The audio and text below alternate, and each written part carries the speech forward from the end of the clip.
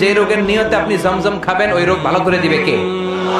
এই পৃথিবীতে যত পানি পাওয়া গিয়েছে সব পানির মধ্যে সবচাইতে শ্রেষ্ঠতম বরকতময় পানি হচ্ছে জমজমের পানি। কেননা এটা সাধারণ পানি নয়, এটা বিশ্বনবীর পূর্বপুরুষ সাইয়েদনা ইসমাঈল আলাইহিস সালামের পায়ের ধাক্কায় পৃথিবীতে এসেছে। এই জমজমের পানিটা এমন পানি, পৃথিবীর সব পানি খেলে শুধু তৃষ্ণা নিবারণ হয়, শুধু তৃষ্ণা।